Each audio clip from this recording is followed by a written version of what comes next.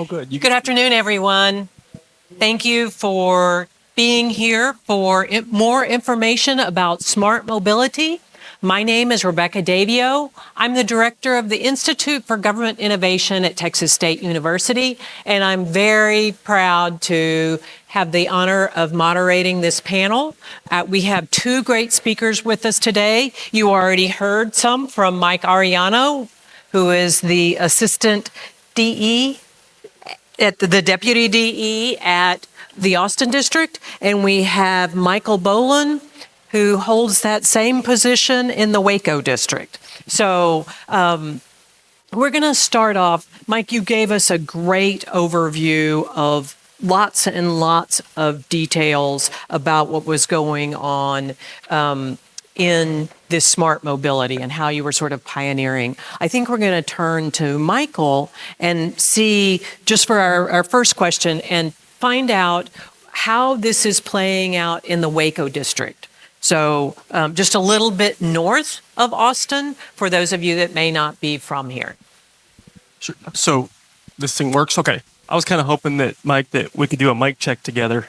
But, Mike. There you go. Mike, did y'all get the joke? The Mike, we were going to have three mics. Yes. So I am a dad of a 12 and a 14-year-old, so you'll get a lot of puns and transportation jokes throughout this. As you mentioned, I'm the Deputy District Engineer in the Waco District of Texas Department of Transportation by way of the Fort Worth District, by way of the Paris District, and I guess originally by way of Montana State University. I don't know if they're the Bobcats or the Fighting Bobcats, but either way, I go Bobcats. So also Texas State's Bobcat. There you go.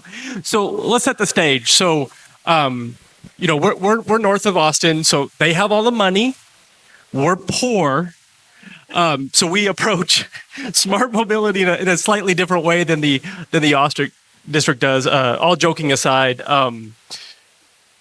it is unique with Dallas-Fort Worth to the north and Austin-San Antonio to the south. Everybody doesn't realize that the section of I-35 through Waco carries the most freight traffic of any segment of I-35, primarily because there's no alternate routes. We do have a lot of hurdles ahead of us just through the sheer traffic movement and the volume of traffic we see through there, the lack of alternate routes. We may be able to identify an incident, but what do we do after that, right? So we have some other hurdles too. Despite it being the I-35 corridor, despite it having that much freight traffic, our infrastructure is lacking. So we don't have fiber everywhere. And power is a big issue. We don't get to tap into power everywhere we go. And while solar may be a solution in some cases, if you all remember back to Snowmageddon, the time that we needed information from the road and we needed to be able to push that information out, well, the batteries run out after a couple of days. So we struggle with infrastructure too. That's one of our big hurdles. So the way we approach things, and also our traffic management center, it consists of a little room back in our warehouse that we framed in and put some drywall up, and I think we hung a TV on the wall last year.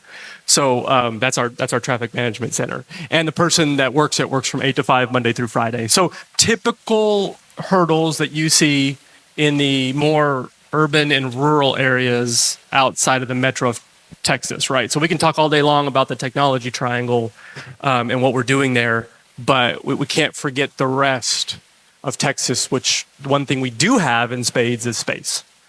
So our approach to smart mobility is a little bit more, we've sort of coined it ad hoc or traffic management in a box. So we try to find all-in-one solutions that can be self-contained, that we can deploy where needed, when needed. And so what we rely on heavily is existing robust technology. Think changeable message signs, wireless routers, high-res cameras, and then layer AI on top of that to interpret what information it's getting, all in one contained unit that can go do its thing that we tell it to do when we deploy it, and it's not necessarily tied into an overall management system. That's great. And it's good to hear that this is not just happening in the big major metropolitan areas, that smart mobility is going to be with us across Texas. Would you consider, and I'm interested from both of you, would you consider Texas to be a leader in this? And Mike, are you really the pioneer? in Austin? I don't know. I've been kind of doing it in a vacuum, so. Well, when I go to ITS America type events and stuff like that, I think we're up there. I actually think there's some actual concepts like in Oregon and other places that are a little bit more advanced. But I think we've caught up a bit, especially once we get these projects fully implemented.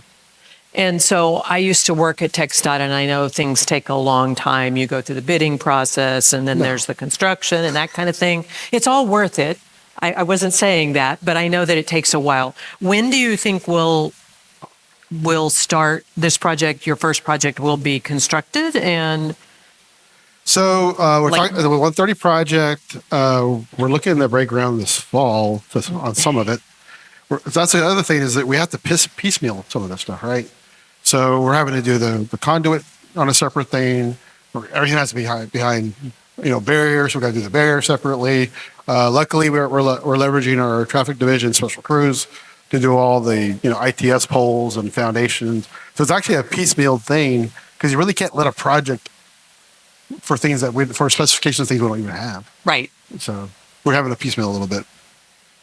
So I agree. I think we help lead. I don't think we lead in everything. There are areas where we have been known nationally to push the envelope and lead. Specifically, what we consider smart work zones. Mm-hmm. That's really where TxDOT got ahead of a lot of the nation, is figuring out how to use technology to help in our work zones. Because quite honestly, during the bad times across the nation, when everybody stood down, Texas passed Prop 1 and Prop 7, and we were still constructing like crazy in the time that technology was being implemented. So we had way more opportunity to basically mess around with that and experiment and research, and other states just didn't have the sheer amount of construction volume that we did to innovate. And Michael, for the folks that didn't work at TxDOT, can you explain what smart work zones are? That's part of your presentation, but I'll give it a shot and you can correct me. Sure. So to us, smart mobility, smart work zones, it's using technology and other innovations. I want people to be aware that innovations aren't just about technology. Philosophical innovations can be a big one, how we truly approach things. But it's using innovations and technology to make traffic mobility safer, cheaper, more efficient. Everything that we would want out of any kind of operations in our personal lives. We're trying to do that for the mobility for across Texas. Obviously, with smart work zones, the two major ones are less delay and safer. Those would be the two ones that we consider when we look at making technology work for us in smart work zones. Yeah, that's great. And speaking of philosophical shifts, I am just fascinated. I work at the university now, but I spent the majority of my career in state government. And the notion of bringing different agencies together and getting them to collaborate on something as complex as sharing data and receiving and giving to improve operations. Like, I bow down to you. How do you make that happen? And if you can, let's think about what our audience members, what lessons can they learn that you would pass along to how to break down those silos and get the collaboration that leads to this wonderful benefit? I would say first, it goes way back, right? So when I was a director of operations, I had interactions and relationships with all these different agencies. Mm-hmm. And so you need to keep those bridges well, maintained, right? Mm-hmm. So if you have those relationships, you can accomplish a lot because there's always positive intent when you bring forward the idea. Right. But secondly, you got to market the benefits to everybody, right? Mm-hmm. And we'll be realistic. We live in a political world. So if you can give all the agencies and their administration and their city councils and all them what the benefits are going to be to the community, mm-hmm. you can sell those ideas a lot better. Mm-hmm. And so since with this, like I was talking about the CBP effort, we all know there's going to be a lot of pain with all the construction. Mm-hmm. And if we can deliver those advanced notifications and relieve that congestion and increase that mobility, everybody can get on board with what the goals are. Now, when you get in the room and actually start, getting to work, and there's a lot of competing interests, those are your touchstones. Like, okay, we're going to go back over here while we're here, and you get that buy-in. As long as you can clarify what the vision and the outcomes, the benefits are, I think you're okay. Yeah, level set up front is the big one. With this recent infrastructure bill, municipalities have had the opportunity to go grab some grants, especially from smart corridors. We have one, the city of Waco. But you need to go in there and make them understand that if they're on a state highway corridor, for the foreseeable future, it is a throughput corridor. It is a mobility corridor where you're trying to get traffic from A to B. So at the end of the day, a lot of what TxDOT's going to push through that corridor is probably already set for the next 20, 30 years. So they have to know that up front so that they're not chasing paths that are false leads. That wastes their time and grant money and everything else. So that's a big part of coordinating with the locals on all this is just call it what it is, right? We're a big behemoth in the room, and we are going to come to the table and we're going to work with you, but we're not all of a sudden going to take one of our corridors and make it like a nice shiny shared use corridor you see on a trifold pamphlet from a business company. So the other thing then on the private sector side, coordinating with them is small steps. TxDOT has a lot of skeletons in our past of trying to do something and trying to partner with a private firm that just is not ready for the scale of Texas. Right. And that is not in our best interest to have a company fail trying to deliver something we want. It's not good for them and it's not good for us. We've heard about seeding these companies and we've heard about the next unicorn and these startups. We want them to succeed as well. But we have some bad examples in our past of going too big. So what we've tried to do is take really small bites. We've approached different companies, especially purchasing third-party data, just to start small and really be very, very small and specific with the scope, saying this is what we want from you right now. And then we'll get it. And then sometimes later, if we can grow or expand that, we're able to give that company feedback as to what other state agencies might want as they start to market outside of Texas. We might be able to say, just be honest with them. Hey, we are really shopping for this, not what you're trying to sell. Like they all want to sell a data stream subscription because subscription is all the rage, right? That's where your business model is. But sometimes that's just not what the state agency wants. And if they can understand what a state agency like Texas wants, they might become more marketable nation as a whole. Yeah, I think that the scale of Texas and of TxDOT, and knowing that if they do well for you, you're going to tell Mike about them. You're going to tell the 23 other districts as well as your national counterparts. And so I really love that it sounds like such a model of collaboration that is, to me, very much the new way. And you mentioned, do other state agencies lead? And they do in other respects because, Texas, I don't know if you know this, right? We're rugged individualists. Well, TxDOT's kind of structured the same way, 25 districts. And we all are kind of given the autonomy to find our own way. And there's all these different innovative collaborations going on all across TxDOT in the 25 districts. That allows some to move faster than others, push forward a little faster than others than if TxDOT as a centralized agency were to try it together. Whereas some other states, Utah, where they're smaller and they're more centralized, they're able to push other big collective things that they've been doing for 10, 20 years methodically down the road. So they're ahead on those. So it's a little bit of give and take. Yeah. Mike, can you tell us a little bit more about the app that you touched on in your presentation, how that interacts with Waze or Google or Apple Maps?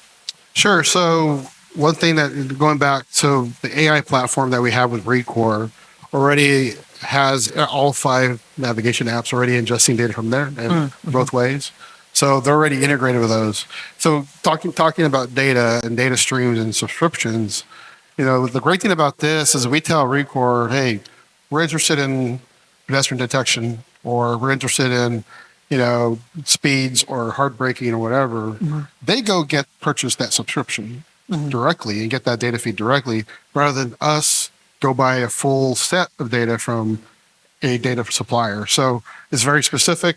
And so they pass along that cost to their general subscription, but they can offer that to all their clients, right? And so we don't have to buy you that pay a fraction individually. of it. So, but going back to the app, so everything you see and you will see in that app is pushed by that AI platform. And so not only do you have all the navigation apps in there, but you have OEMs that are in there. You have you have index data, you have a bunch of other third-party data, including all the local municipalities. And so one thing that's been great, and we're about to have a workshop on this, is all their work zone data and all their permitting is going to be converted into the national standard. And so all that work zone data will be universal and standard coming in, which is huge. That's huge. Yeah, Yes. and so that's going to give, again, the machine learning a lot of information to give really robust, accurate information. Right. And so you said that the app is in beta test with the agencies. Yes. When can we as drivers in Central Texas expect to see that? January 2025. Right around the corner. Yay. Yes, I think we are going to open it up to questions from the audience. Let's see. Oh, here. I could jump down and do it. That would actually be easier. Hi, my name is Jonathan. I have a quick, sort of like two questions. Maybe I'll just pick one. One is, they're both pretty much on the app. One is based on the prediction. So you said that the machine learning algorithm would be based or used to do predictions. Would there be any hallucinations that you'd be worried about, even with such an amazing computer with Texas? And then would that be a safety or a concern with the general public? And what would you do from a regulation standpoint on taking care of or having precautions surrounding those hallucinations? So again, that's why we have the University of Texas kind of doing that third-party evaluation. So there's all the spoofing and all the cybersecurity simulations and protocols are being evaluated. Well, it's all cloud-based, so that supercomputer kind of operates like a isolated government cloud. So that offers a lot of security. Security was the very first thing we addressed, and all the ramp requirements for that. And so that data governance document is very important. So as we ingest data from all the local agencies, we're trying to hold each other all up to the same cybersecurity, private information standards. But ultimately, that's how we're trying to isolate it and keep that cloud-based, keep it that hybrid type of government cloud secure standpoint. And we'll also have university doing all that evaluation on it. And on our end, for the foreseeable future and anything we do, we're ultimately going to use eyes-on verification till we get far enough down the road where we have a higher level of confidence. Well, they're getting the microphone question back here. Is this app going to serve all information, about all Texans? This is just a Central Texas thing at this point. Hi, thank you for taking my question. I'm Phil Batista. I live here in Austin. I am you would call me a data scientist. I've been called on to advise the Pentagon on data and asset management and other companies, right? So would you be interested to know that your underlying license plate database for the text tag is broken? Not my area. Aren't we shifting TxDOT operations over to North Harris Tollway Authority? So Yes, I think so. no, it's good to know. So what I mean is, I'm an amateur radio operator. I'm a officer in the Travis County Amateur Radio Emergency Services, right? So I have radio operator plates on 3 of my vehicles. It is the exact same license plate on all 3 vehicles. I am not able to get individual Texas toll tags for my vehicles. And when I called your support center, they said, our database, the unique key in our database is your license plate. I said, that's an inaccurate unique key. It should be the VIN number, but they refused to give me individual tags for all three of my vehicles. So how would you address that? Not my wheelhouse, or I mean that's a totally different division. But I will say, with these new roadside solutions, they're actually much more intelligent to discern your vehicle between your three vehicles. So that compute power within those cameras and that software will able to discern your car much more accurately. He's also I'll pointing out. I'll reach out to you because I need to get this resolved because I keep getting tickets for vehicles that I have a license, that I have a text toll tag for, and your organization will not issue me a tag for my vehicles based upon inaccuracy of your database using the license plate instead of the VIN for the Texas tag. And he's actually pointing out a really good hurdle we talked about earlier, inertia of a big bureaucratic state agency, right?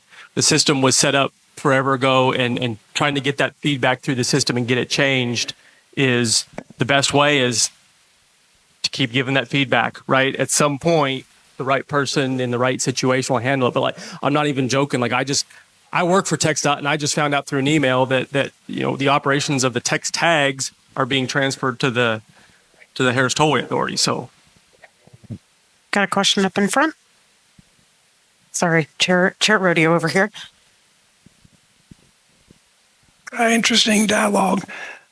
Looking forward, what method are you going to use with all these federated districts to prioritize what comes next and who gets what when? that's a great question. So I mentioned we're kind of autonomous on 25 district side to get things started and move forward. Anytime that any of them be past the proof of concept or feasibility stage, we do have a strategic planning division at TxDOT that is the full umbrella for any kind of innovation or pushing this stuff forward to make sure that if it's rolled out statewide, it gets done properly and effectively. So we have an executive director at the Department of Transportation, or that was one of his main points as a director, is to push forward this innovation, but to do it collectively as an enterprise system. Like any state agency, we may be a few steps behind, but it's all in the works and in the process. But yeah, our goal is to always to get things past the proof of concept, and hopefully they can take it and run with it if we think it proved out. Got another question? Yeah, I'm curious with the SH-130 project, and you said that you'd been burned with new technology from startups, et cetera.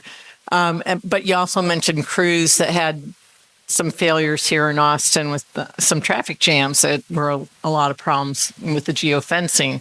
So, and there's the smart track that can test out new technology. So I'm just wondering, Austin is the innovation center. How can we help to change this so that the startups have a role in it as well? Well, I think that's a great question. And I think that's part of what Texas Smart Track does, right?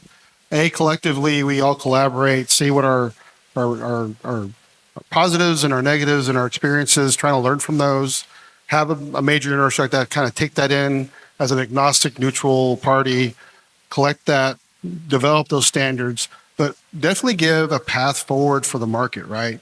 Whether you're a Intel or whether you're a startup, right?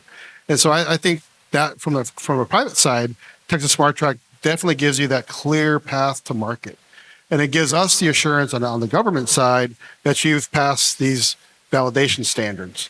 And that gives the public the assurance that we did our due diligence to get that. Right now, we don't have any of that. And so if we do a pilot project, we're just kind of going out there on a limb and either it passes or fails without any assurance or confidence, and shift the liability and risk and all that. And so I think that's what really Texas Smart Track was built to do. And you mentioned it in your presentation, and it may have gotten missed, but although we don't necessarily give an ideal situation for startups to work directly with TxDOT, we partner with, you mentioned CTR, I partner with TTI, other research and university institutions. We partner through them, and then they're the ones that really are that hotbed for innovation. So I want to give you, we just have 2 minutes left. I want to give you each an opportunity to think about what you want to leave, what parting thoughts you want to leave, whether that's inspirational or the challenges that need to be, you want to put out to the group to have them help you challenge. So how many of you are private? Private industry? Public? So mainly private, right? Keep on pioneering. I mean, that's what we need you to do. So all of us kind of have a risk spectrum, right? As a public agency, our risk, we can take on big projects. That's what we can do as a government agency. But what we can't do is a lot of what we're talking about, the innovation that we do through our universities. I would really partner with those with academia to advance and pioneer those things we can't do. I think you all serve that role to be those pioneers. And with that linchpin, whether it's TTI, CTR, or Texas State, I think that's the connection that we can make. Yep. And everything looks good on a backdrop or a trifold pamphlet, but this is Texas. So, direct brutal sunlight for 360 days a year, throw in a few ice storms. And if your technology still survives, then somebody tries to run into it with a vehicle. So just always remember that implementation is a whole different story than proof of concept in a lab. We've been very successful in the right people doing things for us in research, and then when we try to implement that through our typical construction industry, it falls flat. So just be aware that there's a real world application out there. And then I would end by saying in the 20 seconds, it stopped at 22. Awesome. I don't know that this is in its infancy, because to me, infancy is screaming for attention, right? I think we're past that. I think smart mobility is past getting attention. Maybe in the toddler phase, where we're bouncing around, trying to find out our limits, trying to find out what we're good at, what we're going to get in trouble for. That might be where we're at, is the toddler phase, which is a good phase to be in, right? Because we get to try new things. I guess the cautionary tale and all that is what comes after eventually is the adolescent phase. So I'll end with that. Look out, world.